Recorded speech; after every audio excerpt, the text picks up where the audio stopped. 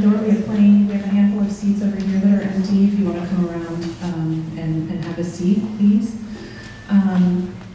A show of hands, how many of you this is your first time in a new space? Well, welcome, yay, and welcome back to those of you that have been here before, thank you.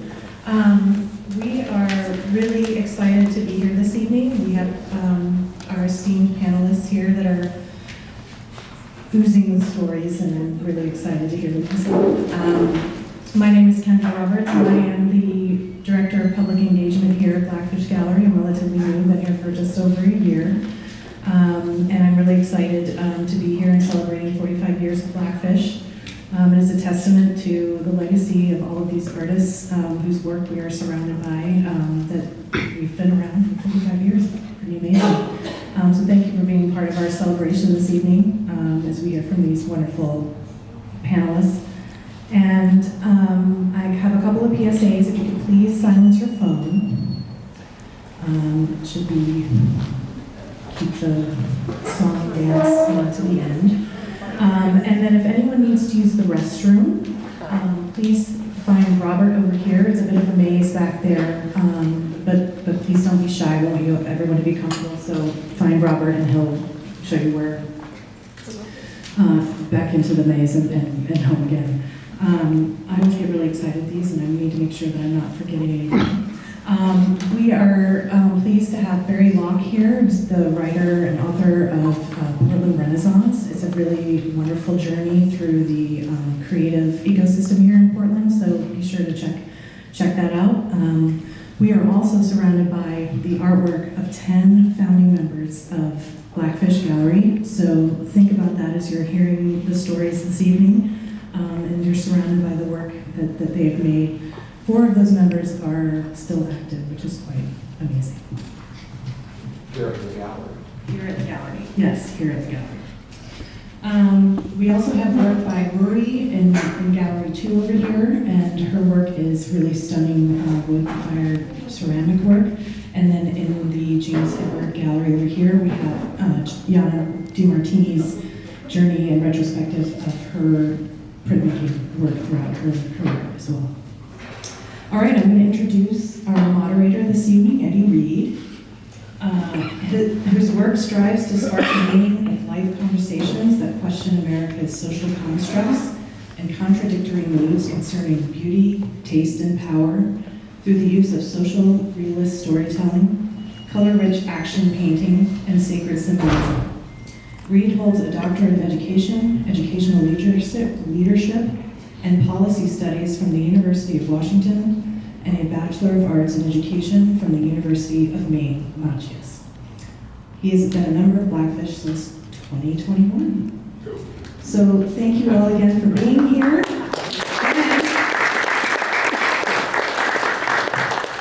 I will let you take it away.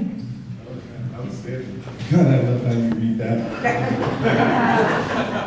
Just made my mother proud.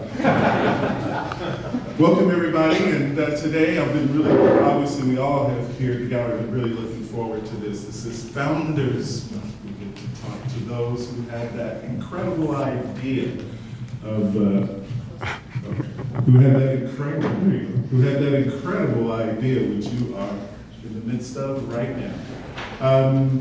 I wanted to go down the line and introduce everyone, but that's kind of an interestingly awkward thing to start with because everybody knows everybody. So one thing I learned when I moved out to the Pacific Northwest, everybody's related.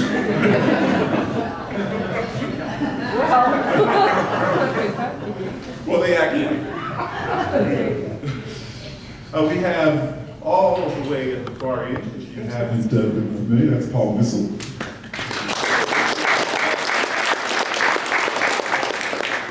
Seated right next to Paul is Mr. Solheim. This is Al. Don't worry, Al, I won't read the moniker that they've stuck to it, so we'll let that pass. And then, of course, you have Christy Wyckoff right next to him. Thanks for coming out tonight, Judy Cook. Welcome, Judy. And then, of course, we have Mr. Gunter, Bruce Gunter.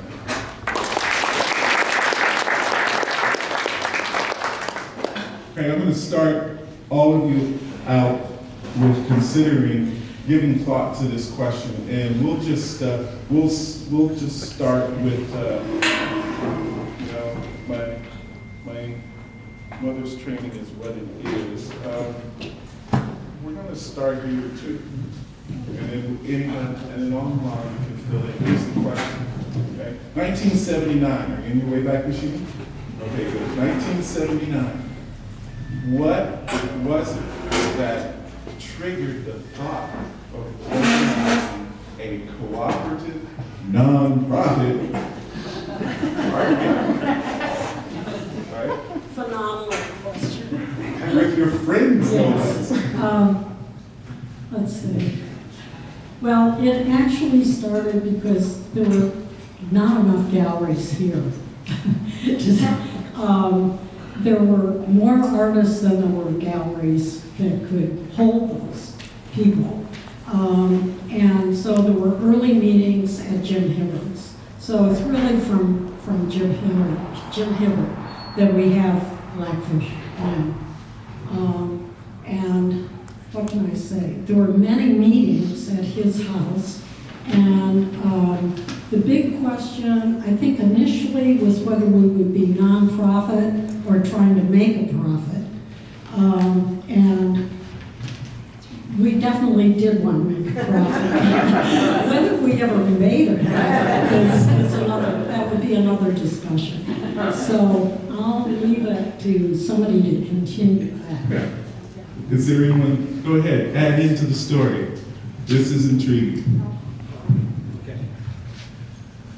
Well, you know, the Blackfish's story didn't start in '79. It actually started sometime in 1978 because we met for a year at Jim's house every Sunday, it seemed like, for a year before we opened in 1979. And so what Judy has to say is how I remember it too. There were artists, I think PSU and PNCA were sort of where most of the artists that came from. And I was not from either one of those places at that point.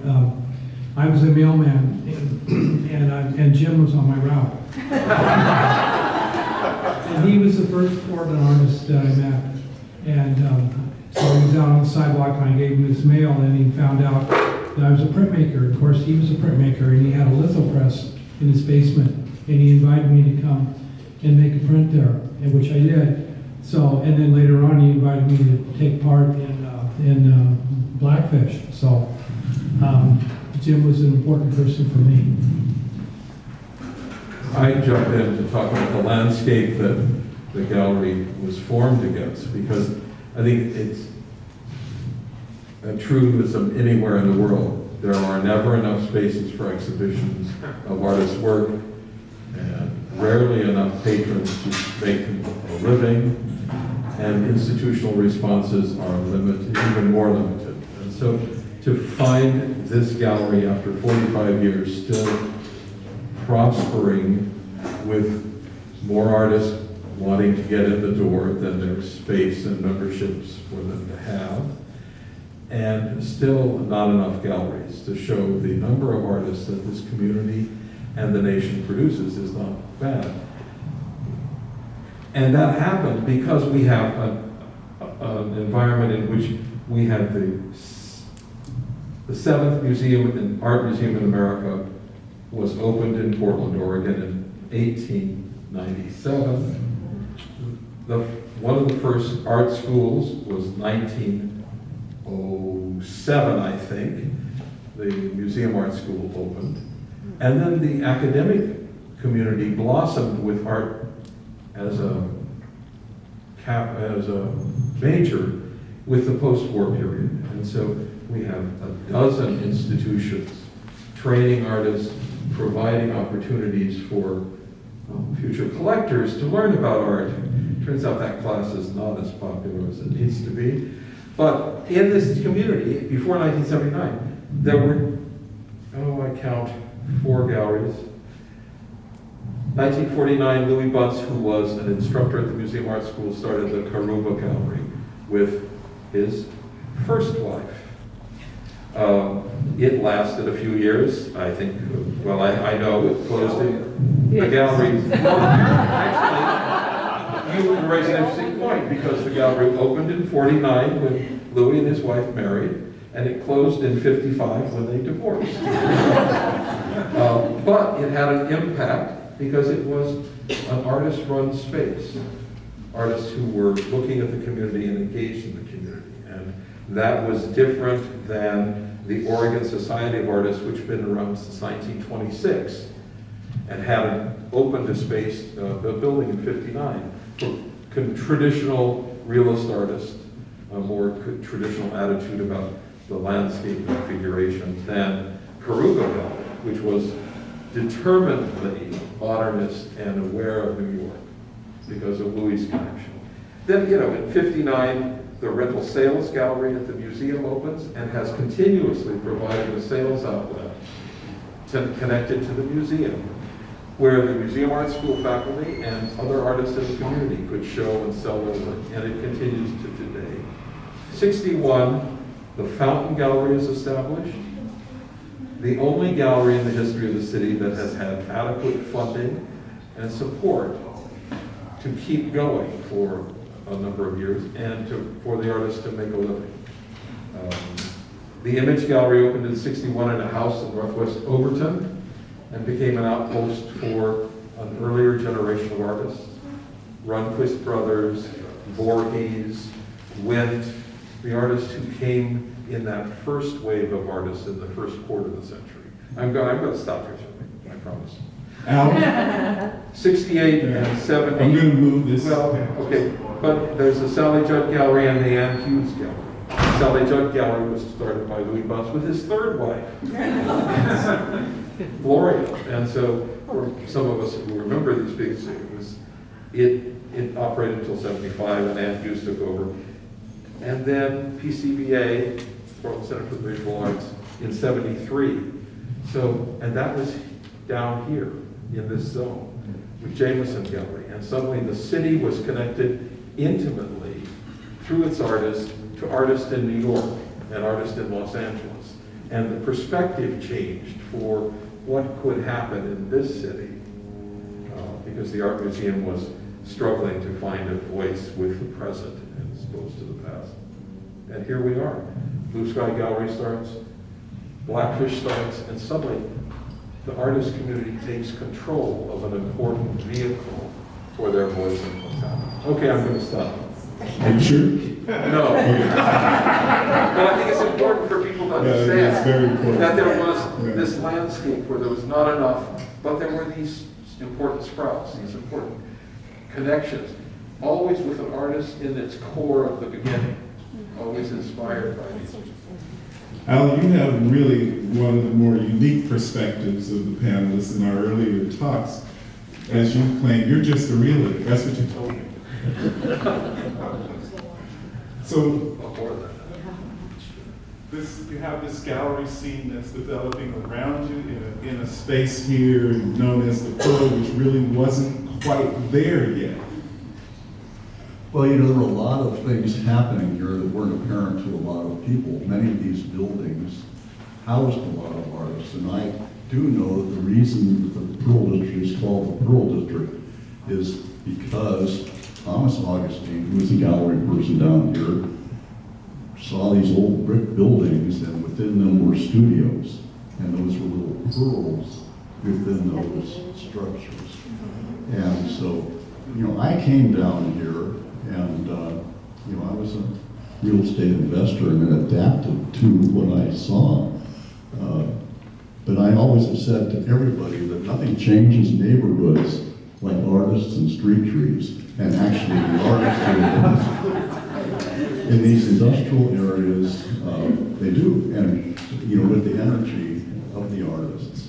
And I look back at Oregon School of Design, which I was part of, PNCA for Sally Lawrence, what she did, and hike up with Christie, and then all the galleries along the way. There's a lot of energy that came down here. And of course, then the galleries were coming and ebbing and flowing. And there's a lot of them that were here and left that we don't even remember. So I don't know, I'll just sort of leave it at that. But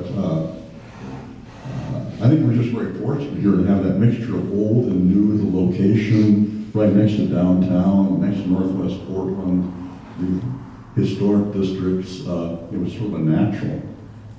And it's actually getting more natural again because a lot of the buildings are empty, or very less empty, full, or I guess, and so there's going to be some transitions again. Now, when I moved here to the Pacific Northwest, that actually was going on then. I came in 80. Yeah.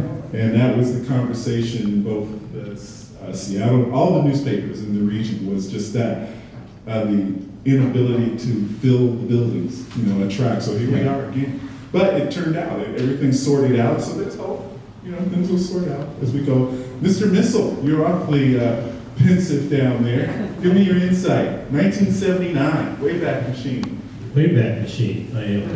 I think there's, you got like snippets of memories that kind of flash around when I'm walking around different areas around here, and I'm sure that Al could talk about many of those. I'm speaking about the real estate. For example, just when we're at our home down on a block and a half away in the long space, I remember being able to sit there, gallery sitting, look out the window, the front window, and look at that where that building is there now, and see people making sweaters. I mean, see people at sewing machines, and so this was an industrial area. And, obviously, that was. I mean, I saw a lot of people of color there working, and it was just really a working avenue. And I felt part of it being a worker in my artwork, but also teaching at school. And that was also a part of the whole working picture here. So I don't know. I feel really blessed to be able to have come to this place. And I remember, I'm very thankful, as a matter of fact, that some of our initial founders that are here, Judy and Christy, are part of that whole intimate space that started this thing. But it all made this intimate, I think, is an idea. It was family, and maybe that goes back to something you and I just talked about, Al, a little bit about why are the young people here. And coming back, it seems to be a growing community, and I seem to think that people like to be a part of this, and they sensed it. And I feel that when we began in '79 in a basement, not a basement, excuse me, in the first floor of your home, Rachel, it's Rachel Hibbert over here. Wonderful filmmaker. Nolan is here also. Oh, Nolan, where's Nolan? Nolan and Mary also. Oh, hey, Nolan, hey. Yes. Anyway, more of the Hibbert family is around, which is great. So anyway, but we met in the thanks to an encouragement of Christy and many others. I know I became a part of it early on. They invited me, pushed me in, which was really nice. It was Bill Moores was another wonderful active member that got me to join Blackfish, or to approach Blackfish and to say, Paul, you got to get off your ass and get out there and show your work and become a part of something. And I mean, that was a homey kind of thing that way, a family thing. And we met, I think Judy can attest to this, we met almost every, and Barbara Black too, sitting right here, the Black of Blackfish, that we met over lunches and dinners at your house, Rachel. And it was like that almost every Sunday for a while. And then discussing policies, writing, how can I say it? But writing us, what do you call it when you get a work of stuff together? What is it when you bylaws? That's it. That's a good one. And in amongst food and talking about art and the show they saw at the museum, the what's at what gallery and who's showing where, and food and all that. It was a family. you know, Judy's kids are running back and forth around the living room while we're trying to have business here. And it was wonderful. I think it was a family all the way around. And, you know, it's a family where there are births and deaths and marriages. And that's kind of how Blackfish started. It was a very intimate thing. And I think that's one of the things that has kept it together over these many years too, is the fact that we've stayed together as a family, enjoyed each other, supported each other. So, Very good. yeah, let me hand this back. Absolutely wonderful.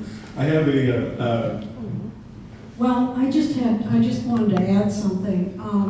With the kind of group that we had, kind of at the beginning, and then it began to expand, but the skill level was really intense. I mean, we had Bill Moore with all kinds of, you know, wood experience. He was fixing the floor. People, the space that we were in, it was kind of a time of the white box, so to speak. And the idea of having that kind of space that was totally cleaned up and as modern as we could make it, and probably as close to New York or LA as we could make it at the time, it was kind of, it just had a special there was a very special feel to the space. And we had people, let's see, we had Dennis Cunningham, who's since passed on, but he did a lot of graphic signage that I remember just at the very beginning. And then, you know, Christy, you know, as a printmaker, and I have to pull in the posters. Because Ann Hughes and Christy, and we did a lot of fundraising, you know, along the way, but the posters I still remember as being very, very special. And that was inadvertently, I think, really because of Blue Sky.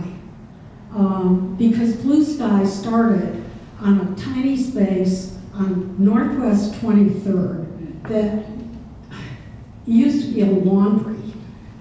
It was even smaller than a laundry. It was like one room. I still remember going around, when I saw the first posters from Blue Sky, I thought, God, I live on Quimby Street, I've got to find this place. I went around the corner, and it was the size of a closet, and here were all these gorgeous posters coming out, you know, month after month. That was the work of Ann Hughes, who was Yes. a member of Blue Sky. Yes. And thank she you. put together our, you know, The mailer. the logo and the type Logos. that is Yeah. still in operation Yeah. today. That's her work. Yeah, So we owe her a lot. the poster that you're seeing at the front, which was the first poster, the guy on the top was John Alberts, and he was one of the members. And that was when we were structurally, the whole structure was coming together. let's take a focus on the name, Blackfish. You know, I encounter people today, you know, fast forward, you know, who think that, no, that's cute, you know, named it after a cartoon character or whatever. But to reveal to them that no, that name actually has significance. How did you come to that? We had a very, very long discussion, weeks and weeks, trying to come up with the name. And I'm not sure exactly how it worked out to be that way, but of course, there's Julia Fish, who now lives in Chicago, and Barbara Black, who's right here. And somehow those names just jumped together, and it had a lot of resonance, and everyone, yes, that's what it should be, Blackfish. And I don't know, maybe other people have other memories. I just remember we couldn't come up with a name. And we tried it for weeks, and it just, some must have went about. Barbara Black, but let's take the last name of two of our members, Barbara Black and Julia Fish, stick them together. Yeah, of course, now what's next on the agenda? All that scrambling time, and then just boom, there it is.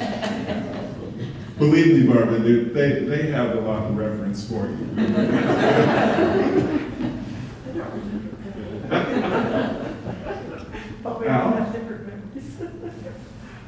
Al, you're posed with the mic. I'm sure you wouldn't have suggested it yourself. I'm sure you didn't say, oh, it should be black. It wasn't, someone else, Actually, it was only supposed to be the corporate name. I'm not It was supposed the to be corporate. speaking. That's okay. I asked a question, go right ahead.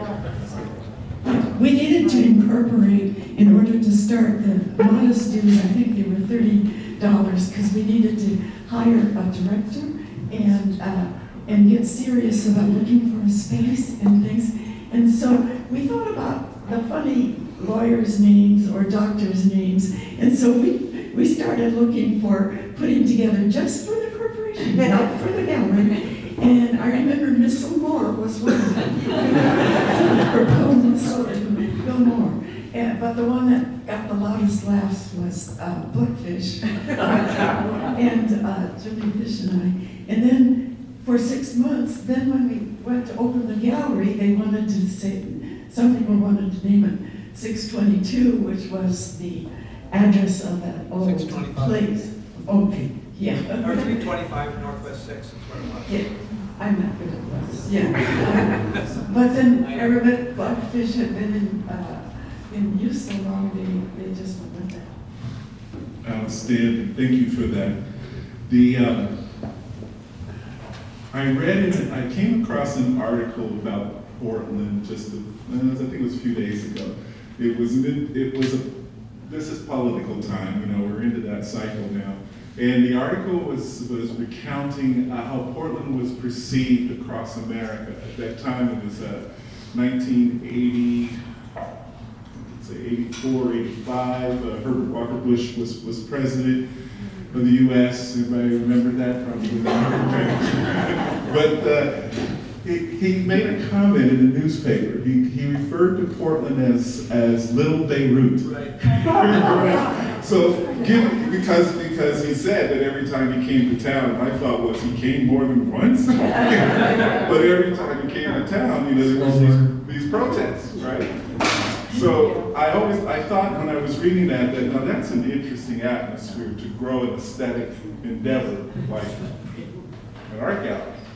And if you haven't noticed, Blackfish, there isn't a common theme that you would have with the art. Well, there is. It's more of an aesthetic one, as I take it. Your commitment to the craft, that was the most important thing.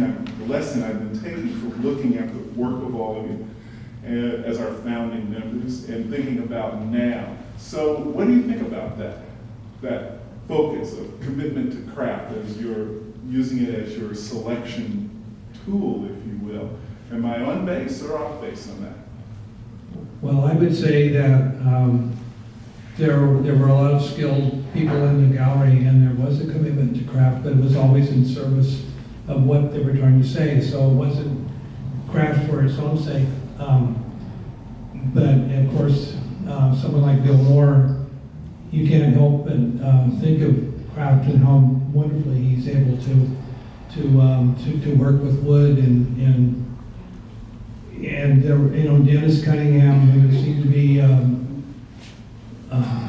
everything he tried, he was succeeding right off the bat. Could do anything. For one thing that I felt is that this is a gallery, and there were other galleries like Bruce was saying before that were started by artists. But this is a gallery where everyone in the gallery was an owner of the gallery. So it was a different thing than so we all had a voice, and that's and we talked over everything that we did. And when there were part of being a member of the gallery is that you had to sit in the gallery for a couple days a month, and so you would be sitting there looking at the work that was in the gallery from whoever was having a show, and that would be another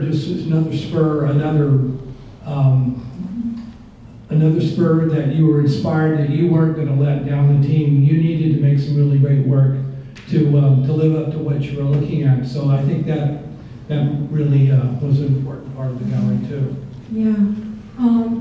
Just to add to what Christy was saying about just the members that we had, just from my own perspective, it was a fabulous learning experience. If you have a collective group, you have people that are all kind of working towards something that they really care about. And the gallery was really fastidious about its hangings and its installs. And we revolved that. I mean, people took turns installing. And that meant, you know, your work got mixed up with other work. And so there's a kind of cross-fertilization that happens with that. But it's also taking different kinds of work and having a whole white wall. And you can do anything you want. So there were usually, you know, like, I remember kind of 2 people at a time, you know, having that to do that month. So there were different, different working positions that people had, aside from, you know, gallery sitting and hopefully making a sale, you know, if that ever came about, and talking to people. There's a lot of socialization, and I think that was probably another thing that we had to kind of learn. You know, I mean, you have people that work, you know, I think of artists as having an interior space, and suddenly they're put in a position of actually almost like marketing, you know, but you're marketing the gallery, you know, nothing like what's going on now, but there are definitely steps to that kind of socialization if you've got a small group of people. Some people are better at it, and other people are, yeah, I don't know whether I can quite get with this, you know. But it was a team effort. Bruce, you have I'm very intrigued by your wider worldview of. Well, I consider it an outsider's view, but I think this question of craft is an interesting one, because if Blackfish over its decades has always been a place as a curator, as a gatekeeper, could count on seeing in this space professional work, respected, informed by a dialogue that was often very diverse among the membership, but the respect for the historic importance of an artwork, what it took inside the specific language of art, of painting, of sculpture, could happen, that it was mostly a 2-dimensional gallery, although there were variants. And so that craft is the crafting of the work, intellectually, physically, and its presentation, which then was consistent over decades, where many galleries struggle with that. This had the people who were committed to making also understood the value and shared the values of how to give it space to breathe. I've never understood how successive generations were folded in, because the gallery doesn't have a specific look. I mean, it reflects the way artists are trained, the way they come into the world now, through academic training, through schools. There's, unlike someplace like PDX, where the outsider artist has as much voice as the professional trained artist, there's an expectation there. But at Blackfish, one always discovered a new member of a faculty somewhere, a new artist who'd come to town to participate in the little Beirut, where political ideas are important, and lifestyle is essential, you know, so they would find their voice here. That's, I think, is Very good. what I would see as the ongoing thing. And one of the questions I've always had is, how do new members happen besides the inevitable attrition of, following the hearse and then meeting somebody to fill that slot next month? We need to get a member here. How do you do that? Well, I assure you, we're not that tired yet. Well, of course not. There are more artists than audience members that's doing that. That's fun. Al, when you had clients, you're going to the real estate side of things, considering art as a part of the community, did that conversation often come up or come up at all? Oh, absolutely. I mean, that's actually the way that a lot of people really got attracted. I can remember the many times that I went up in the Gadsden buildings and the old Apsis studio, which he's no longer with us, or over at Ed Cavero's place. Ed was so forthcoming and set me up with getting people to meet in New York City and all of that. So in addition to the leadership and what they brought to it as individuals and their energy, it was a transformative thing. And remember that in conjunction with urbanism, which really looked towards the arts as providing a glue, to that whole concept. And so it's why I always think of the convergence of the fact that the Pearl District was here very dormant. You're right, there were a lot of industry here, books, wine, art, and all these things, but it was a convergence of location, structures, people, urbanism, a city that worked, and people who were sort of pioneers in many ways. So it all worked together. It's one of those sort of glorious convergences. And one more thing, and from my standpoint, working with different developers, seeing what happened to different developers, everything around here was done by local people. It wasn't done by somebody in a tower in Chicago. It was done by people coming in different directions, and almost all of them really appreciated and valued the energy of the arts. And I'll just leave it. Well, and in the background of the city, the art museum was built in the center of what was the city in the 1890s on the most important series of blocks in the city. And from that time on, teaching of art and bringing artists to the core of the city and finding ways for them to live in the city meant that this localism was being fed by ideas and concerns about aesthetics and context and history that made it happen. Al is very modest. I mean, he saved Blue Sky Gallery for many years with having them in his building and supporting them intellectually and physically with what he made available. It's been a community that included artists in decision making again and again and again. And so the fact that most of the galleries that start up now are started by young kids who are artists or involved with a group of artists or a band, and they open a gallery, it's there for 3 years. Louis was not wrong. It's like a marriage, it can be 5 years or shorter.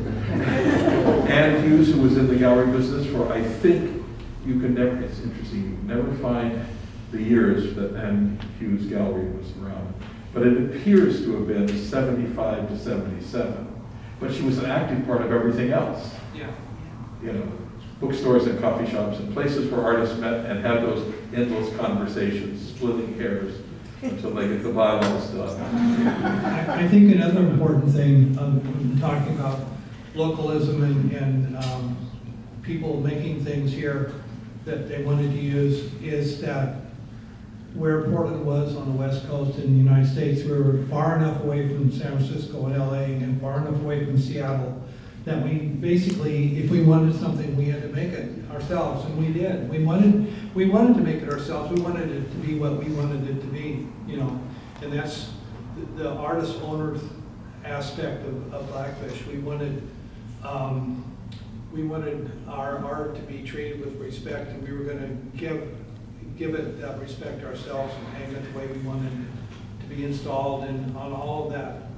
But I think the location of Portland, just far enough away from those other bigger cities, is a very important aspect of how Portland got to have such strong artist communities.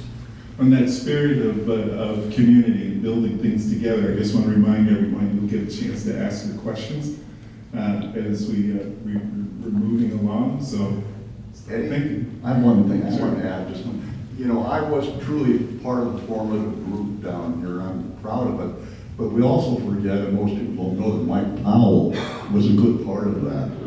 And I think the importance of Powell's as part of this community, even though some way they seem very close to it, other ways they seem not as close. But Mike Powell really was instrumental in helping to shape this. I'll just leave it at that. And I can attest to that. Sitting on my balcony overlooking this part of town, you see those bags, Powell's books. Man, they're pretty amazing stuff. I'm sorry, go ahead, Mr. Mitchell. I was just going to say the irony of meeting just a block and a half away from where Mike Powell's bookstore started.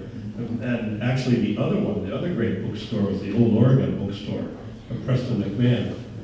He was the bibliophile of this on the West Coast. He was the person people came to from New York, Chicago, wherever, for authenticating works. And anyway, we had a very lively community of literary folks along with all the spirit here, and poets, and it was very rich area and a rich time too. I want to get back a little bit to the doubling up kind of thing that we had going here. When we started the gallery, the neighborhood was a little touchy, and so we decided. Well, thank goodness it's changed.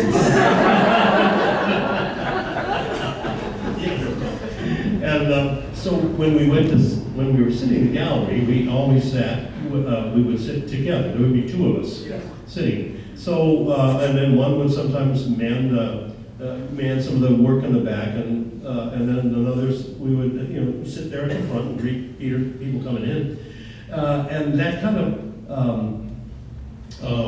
approach seemed to encourage a kind of familiarity.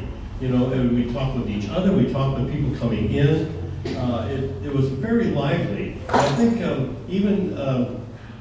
think there was even the posters. We talked a little bit about those posters. Christie printed most of those posters with the Blackfish logo.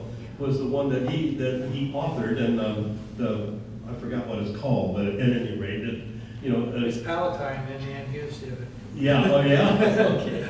And but printing those posters was usually a 2 and 3 and 4 person effort. Some of the posters were different from one another. Others were, we worked on it together sometimes. So there was even a group, as I recall, a sort of guerrilla group that met sometimes and did posters in, I forgot what their name was now, but anyway, they were some of the beginnings. Dick Rizak was part of them too. Judy, did artwork. Paul, that was Purple Daggers. That's it, thank you. Great, Purple Dragon. So that birthed a lot of. No, the posters that I remember that Christie was printing, because Christie was putting the Blackfish Gallery signature, but there were groups of 2 people that got together. So I remember Julia Fish and I doing one together, Esther and Vern Luce. I can't think of all that. Richard did one, and Yeah. Jim.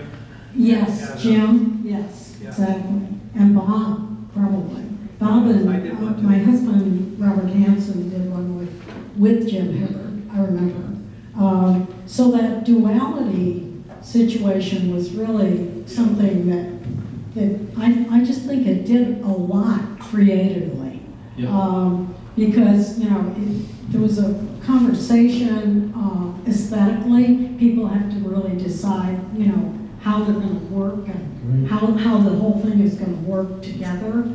Well, in that regard, interesting. when we met over at the Hibbert's house and often over at dinner on a Sunday or something, we brought potluck.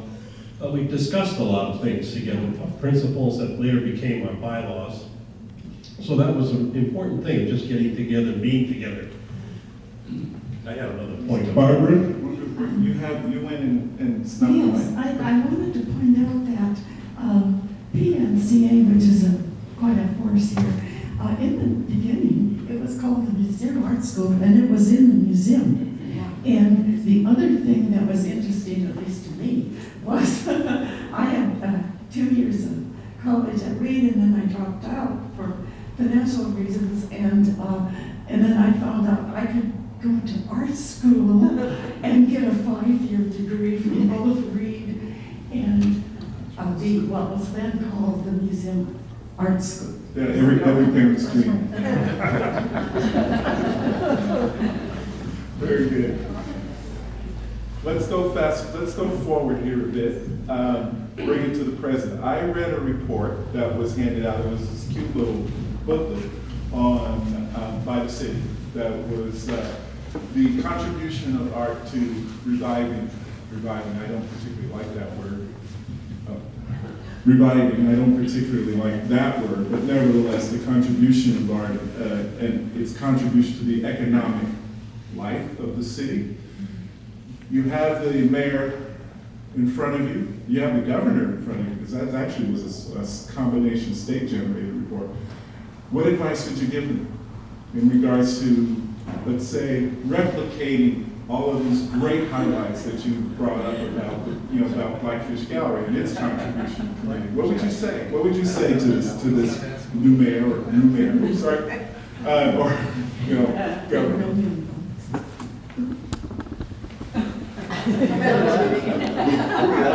Well, it is a family audience.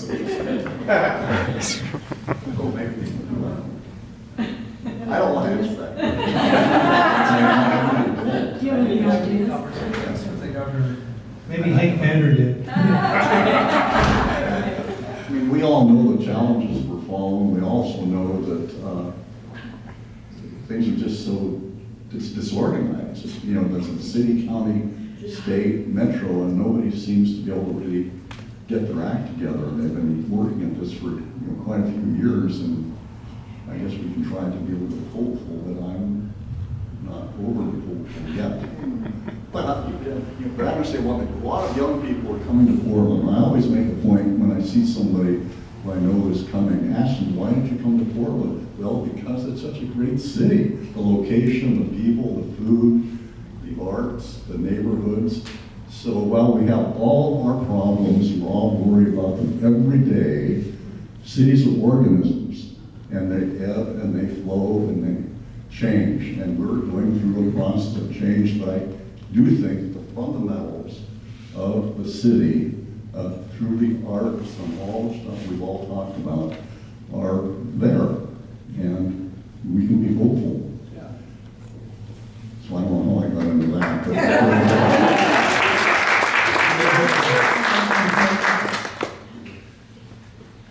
Anyone want to add to that? Well, I'm just thinking of Bud Clark and that famous poster, expose yourself to art. We were in favor of that. Yeah, I'm not going to touch that. We can only hope that the election in the fall brings a national partner to the table instead of a destructive force. Because the governor and the mayor that we elect will be in favor of and will continue the push to rebuild the city and rebuild the state in humane terms. But if we elect Trump, nothing will happen. It will be destroyed.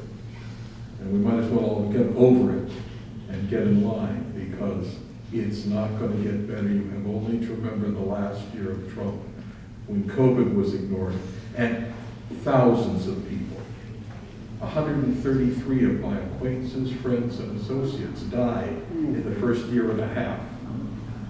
Well, someone fiddled.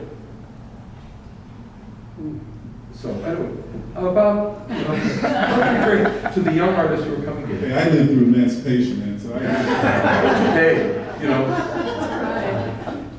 yeah. I'm a married gay man because the laws changed and the future keeps moving. And it's just, we need to make sure that we embrace that and push forward. This gallery has gone through a lot of spaces. They were on a dangerous street Now they're on a very busy street.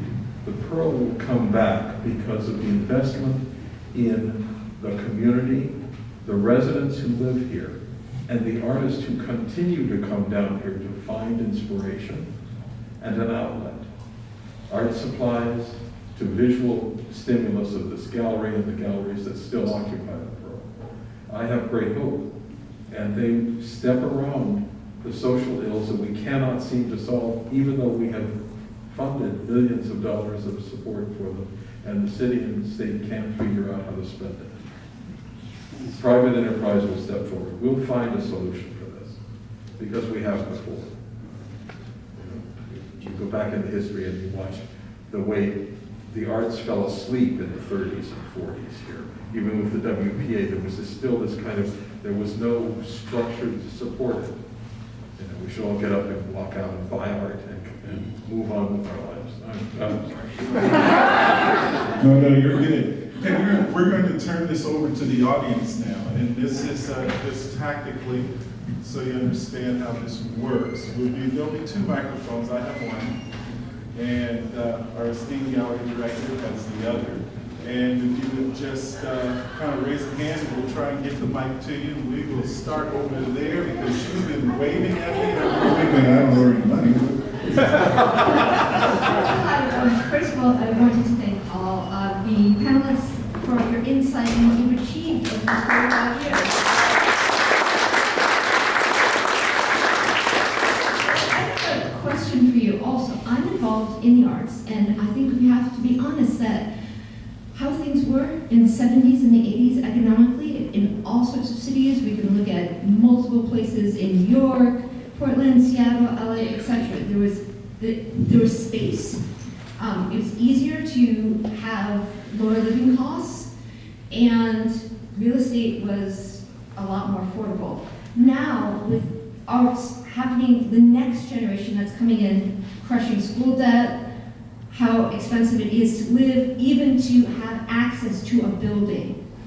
You worked with a cooperative model, and that isn't as common now. What advice would you give from all the experience you've had for the young artists who are trying to create their own gallery or their own art space? Would like to take that? Well, it would be interesting to survey the founding members and the subsequent generations to see what their day job was, or their spouse's day job. It has never been easy. It's never been simple. The fact that PCVA closed was because the communities of patrons and visitors didn't step forward to keep that institution going. PICA has struggled year after year with a deficit of almost $250,000 because the community loves visiting, but they're not interested in paying for it. The arts have always been a necessary part of life, but kind of an uncomfortable expense. So all of you who traded your miles for upgrades to first class, remember that the arts can't buy the coach fare. I'm sorry, I'm going to Well, everyone did have a day job at Blackfish. Like I said, I was a mailman when I started there, and then I got a job at PNCA part-time, and finally it morphed into a full-time job. But you weren't, even as a full-time instructor at PNCA, the Museum Art School, you weren't getting a lot of money. But I think the cooperative idea is still good. I mean, banding together and supporting each other, networking among your friends, that's the way to go. I still think it's a good model. Well, one of the things that happened in the early days of the gallery is that I guess colleges had discovered it was much cheaper to have part-time artists. You paid them a third to a fifth of a full-time artist. So awful as that was, the artists in the gallery who had full-time jobs, they would help they would recommend to their departments people in the gallery who were looking for work. So you might not get a full-time job, but at least you could run around to a number of colleges. And actually, I'm going to say that Bob Robert was very, very helpful in that way, as were some of the founding members. Yeah, I could just say the part-time work. There were a lot of us that were part-time teachers, and I finally ended up as a full-time person, luckily enough, at what was the museum school, and it had moved, as Al knows, like to several locations. I'm But so don't glad forget to see- L'Auberge. And oh, yes. I had 1 year at L'Auberge as a pastry chef. Yes, that supplemented a part-time job at Mount Hood, so I commuted, yes, did a commute. And then I was lucky enough to get part-time work, mostly in design, and that was at PSU. And there were actually, Jim Hibbert, of course, was at PSU. And I should also mention Mishi Kasubi, who is not here, and I very much wish he was here. And he was teaching there also. So there was a big, I would say a big connection, with that kind of people. Not many people were tenured. Jim was tenured, and so was Mishi, as I remember at PSU. And actually there was a period of time where they really did tenure people, and there was a kind of stability with that. And then there was also, of course, for the part-time people, it was, we're not making any money, and the tenured people are finally making a salary. So all of those problems. Right over here. Go ahead. Thank you. I appreciate the perspective and the history you're sharing. This is really great. And curious if you could speak to how the performing arts, and particularly the music scene in Portland, intersected and interacted and with the visual arts, and how they help uplift each other. Well, I remember Paul DeLay. Yeah. And one of our birthday parties, Paul was, his band were live music there. And I think more recently there's been, Paul can speak to this, and Barbara probably more than me, but there have been plays and things that have been performed here. Oh, yeah. I remember the show that Connie invited me to be a part of. We had a live bass performance during our gallery talk. That was pretty cool. I think a lot of things that's happened in the gallery here has been open enough to this kind of communication. I mentioned theater, where we had an in-house theater team that was putting on plays monthly. That was really a blessing. And I think the music scene, I wish I could speak more in depth of it, other than that was one of the things I liked the most, because after teaching, I used to teach at PHCA in its different locations, and I headed to the bar after teaching and listen to some sounds, listen to some music. There's a great music scene here. Just the jazz scene was really terrific. And so, and you mentioned Chris, you mentioned Paul DeLay, but just the jazz scene in general was really very lively. And I think the same is true. Although I wish I was more involved in it, but I think the poetry scene was really very alive, and the theater scene, and the puppetry scene. So it's a little more hidden, but it's there. And part of that is some of the magic of what makes a place like that, Blackfish, other galleries work, is that a lot of the stuff is a little bit private. You kind of have to search it out. It just isn't going to come grab you off the streets. Like I was grabbed to say, "Oh, become a member here." Thankfully, I said, "Okay, I'll do it." But, you know, some of these things you have to find out for yourself. You know, going around and going to places where, and listening to where the sound's coming from. You know, what's going on with the ballet and the dance companies. Because they're really alive here in Portland. And I think it's a whole part of the cultural mosaic that's keeping the city alive and it's going to perpetuate it and bring it forward. It's a whole group of artists. And it's a group that speaks also to what you asked about how do you get there? Well, it's in going to a theater performance. Puppetry. I haven't seen a puppetry show in years. Where were we going to see that? Well, it's right down the street in the southeast Portland. Boom. There's a whole new group of people there to enjoy, to bring in, to embrace into your pathways of creativity around here. That all over, they're a little bit private. That's one of the things I have to say. It's not like, come in. It's not like that. At least not in my estimation. There's a little bit of privacy about it, which really makes it precious. And I don't mean exclusive either. I don't mean exclusive. It's just how it is. It's welcoming. You know, it's welcoming, but in a good way. In a good way, not in a manner that's holding back or secretive at all. On that puppetry note, if you haven't seen it yet, Coyote Nuevo, just up the street. I don't want to give away the plot line too much, but it really showcases the world class in that art form. You know, so, you know, good point made. Do I have any questions from, got it. I don't need a mic. Okay. I got a big voice. We're recording this. Oh, the recording. See, now the IRS knows exactly.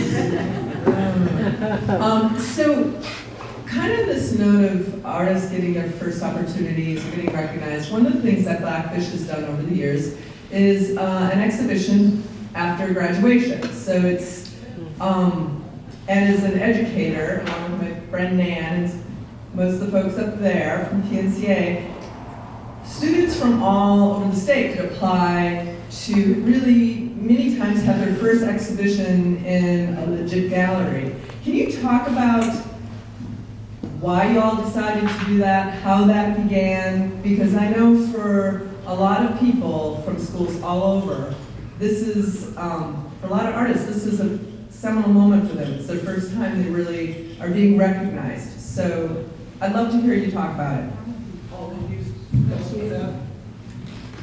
We did. I somehow associate with that with you. I'm not quite sure who thought of it, but all of a sudden we did it, and then we expanded it. I kind of don't remember Blackfish, you know, the earlier Blackfish kind of doing that. So that's something you're remembering, or you know.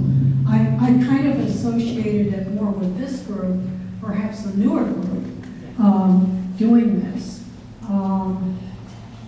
But I do know that we, the earlier group, we did have a lot of meetings over who was going to show. And there was a reverb, you know, actually in the community, because people that got turned away were kind of pissed.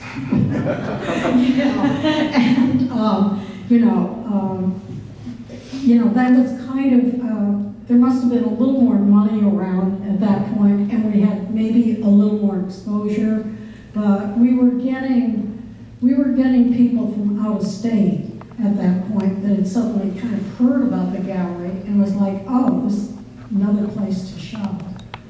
But Barbara, do you have some ideas about the student show? Yeah, actually I do. And because my memory isn't perfect, I don't remember who did what, but I was exhibition chair, and we were getting younger people applying, and so I came up with the idea of having the colleges, or else Angela did, and then the other person came up with the idea of apprentice membership that we could choose. What happened though was we would have these youngsters from up and down the valley, and then other galleries would come and cherry pick them from we were good. And Angela thought up one part of it, and I thought up the other, and I don't remember. But it arts, and then we would hear them talk. Michael Knudsen, who taught at Reed, was wonderful at drawing them out, and we'd have a meeting where the students could talk about their work to us, and that was very good for them and very good for us. It was also part of a mission, too, in our bylaws. There's a lot of things get set out there. These things get introduced. What about having a graduate show, recent grad show is what we called it. And it really took hold. And it's part of what we do philosophically, is to find a way to be of service to the community being the new artists coming out, too. And that was extremely important. We saw that as being really valuable for recognizing not only those individuals that that were elected to show with us as a recent grad. And by the way, that was done by the faculty of each college that was asked to submit their best choices of artists to represent their college.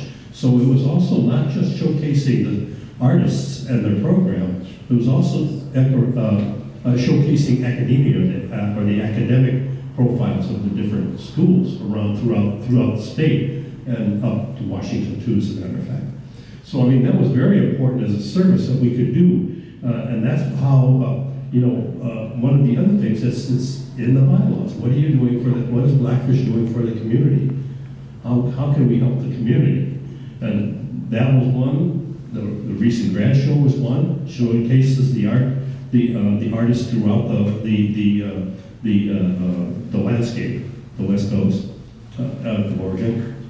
Also, these other things we mentioned, like theater, showcasing those. It's an opportunity we have that we could brag a little bit about how great this community is and how great the work is here.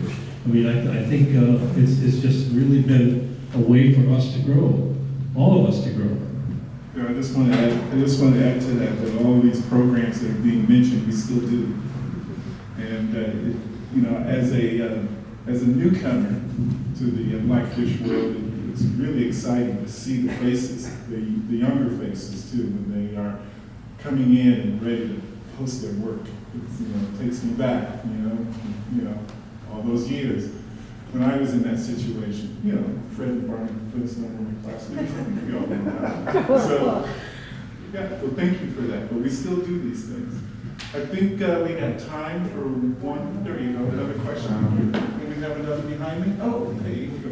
So, first of all, thank you all for a wonderful presentation. Even important mention of the orange-haired demon and his desire to be a dictator did not ruin the evening for me.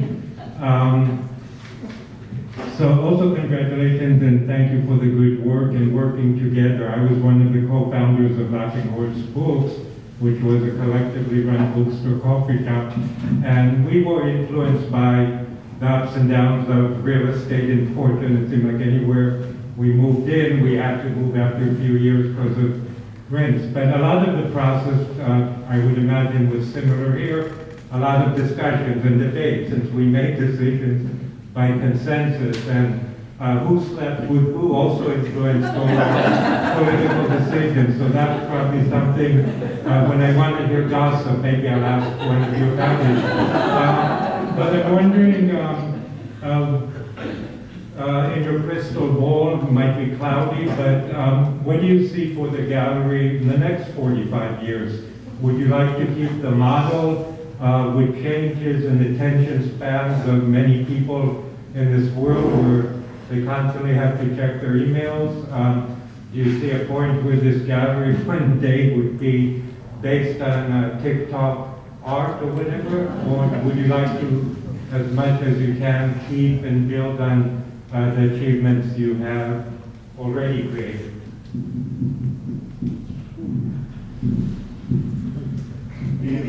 I do think what the art's going to look like, but there's still going to be makers. There's a lot of young people in the gallery right now that have been joining, and so I think the future is good as long as people are engaged and working and inspired by each other. It'll be good. And keep paying those dues. I think it's a it's a growing family. I mean, as I said, we've had people here have gone through all the life processes, births and deaths and all of that, and it's growing, change is getting, it's just been a wonderful aspect of what being a member has been for me too, and growing not only from my artist family here in Blackfish, but also my artist community.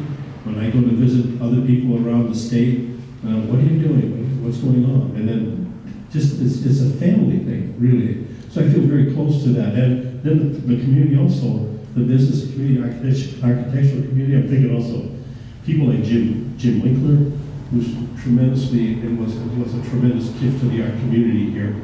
And it's just, I really, we're all part of the family here. We really are. And I think that's going to grow. That's going to keep going. I really believe in that. I think as long as there's those of us that do believe in that and want to get together and love getting together, love getting into heated arguments at our monthly meetings. We meet a lot, and we eat a lot. And we drink quite a bit too. And so, but it keeps us together. It's a good part of life and living. Now, Paul, you know the rule. No family secrets out in the open. I'm going to move this to this side of the room where you've waited very patiently. Go right ahead. I have a question. Not everybody has stayed with the gallery, and for those on the panel that moved on, I was just wondering how that affected what you did next and why you decided to move on, if you care to share that. Well, I am showing it Elizabeth Leach. There was a major problem at one point, kind of with an earlier kind of group, which I would say was economic, and I would just this is maybe factual information for anybody thinking of starting a co-op, whatever. But the square footage of a gallery has got to somehow correspond to sales or money in some kind of respect. And the earlier space that Christy and I were in,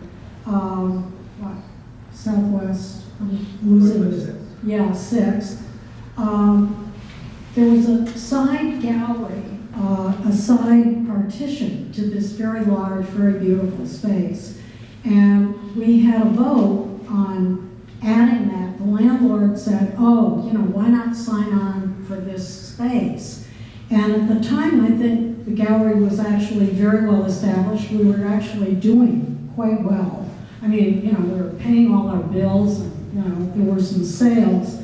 But we took on that side gallery, and we had some perfectly beautiful exhibitions. There was one I still remember, Peter Tanu, who's since passed on. There was a total wood piece that really dominated a whole space. But that side gallery didn't pay. And we really needed to somehow, I think, have figured out how to consolidate the bigger space. So that doesn't really tell why I moved on, but there was back and forth with changes of directors. And that was a hard job, and it didn't pay a lot, as many people know. And I think there's just movement with people's work and exposure and maybe grants and some things that come along. So, yeah. Thank you for that. Do we have any other questions from the audience? Okay, then let's begin the transition here to kind of wrap this up. Thinking about everything that you've had to say, here's your last words for today. Oh, wow. Okay, so you get a chance to say that. What is it that you wish you had said, but you kind of left out, and you just remembered, I really wanted to say that? Well, you have a choice. I just wanted to mention Joan Shipley, who had a huge effect and was hugely, helpful for Blackfish. aesthetics, actually, and just memorable. She was involved in so many things. We wanted her at one point as a director, but she always liked to move around and put her energies into as many possible things as she could. So, yeah. Well, in that vein, it makes me think of Pam Webb. And we been meeting that year every week at Jim's and Jim and Jenny's place, and then we got to this point where we knew we could make it work, but we needed a place to be. And Jim, I think, was our connection to Pam Webb. And Pam Webb found the space for us, and she became our first director, and she was amazing mind. It was really a big help for Blackfish at the beginning. Yep. Okay. Go ahead, Bruce. Oh, well, I'll jump in then, just in this breach to view. The problem that Blackfish Gallery has, and I perceive it to be a decades-long problem, is it is never engaged with what amounts to the collectorate and the community in a significant enough way to make the bottom line look blue instead of red. And the challenge for the current generation of Blackfish members and their new director, who we have great hopes for, is to engage not just the family that we've been hearing about, but with the community who, in a kind of classic, middle-class consumer way, buys a piece of art every year and bring them here. There are a number of galleries commercially who spend all of their time entertaining Arlington Club, the Act Club, the Ladies Who Lunch. And I've never felt that Blackfish could do that or would do that, because it was really about artists talking to artists and providing a place to share and grow individually. And the reality of the future is the reality of how do we maintain this force, this growing force of creating another chapter of the aesthetic history and the artistic history of this community if we are not successful in generating the financial support it needs. Grants are disappearing every decade. New grants start, but they disappear. The Joan Shipleys of the world disappear. And how do we, as a community, bring them to the visual arts and engage them in a way that makes artists' lives possible, that makes the growth of the vision of an aesthetic response to where we live possible and feasible. That's the challenge, I think, that will face this new generation. Mr. Bissell, you did the last one. Yeah. Yeah, I want to stay mindful and stay mindful to the growth and to the things that are happening in our community. The changes around us are just multiple, and I enjoyed what you had to say, Bruce, about that aspect of carrying that into focus, into a different focus. I think too, one of the things that I find so important, and I just keep thinking about it, is we are a growing family, and keep our eyes open and stay loving. Stay open and learn, accept other people's views. I've learned so much going to the various art shows. So we need to be more lively in the sense of being aware of what's going on around us. I love having a PNCA right here in the community. I sort of I lament what's happened up there, but I'm anxious to see what's going to come of it. I don't know, but I was a faculty member at PNCA through most of its moves from the Museum Art School all the way to the one we have there now. And that, I think, I'm really proud of that school, and it's functioning in the community too. And I think it's very much like Blackfish, you know, and a lot of those students, they understand, they know, they come to Blackfish, they watch what we're doing, and we're aware of what's going on over there too. So I mean, it's that family getting together, staying together, loving each other, being with each other. I think that's a very important thing. It's a very important thing about Portland. You know, despite all the damage that's going on and all the crap that's going on the streets, there's an energy happening. Don't you feel it? I do. This is a live city that's got a chance of growing some more, and it's starting to grow again. I don't know how it's going to look. But it's going to look like it's going to be great, though. I know that. It's going to continue to be great. Thank you for that, Paul. We thank you all for coming.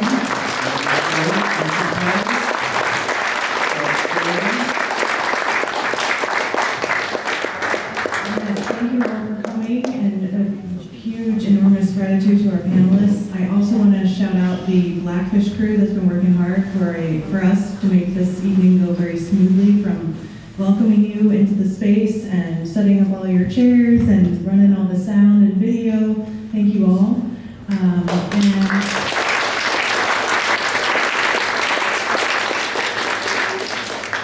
Finally, I just wanted to say that this is one of the first events that we have planned for the rest of the year to celebrate being 45 and fabulous.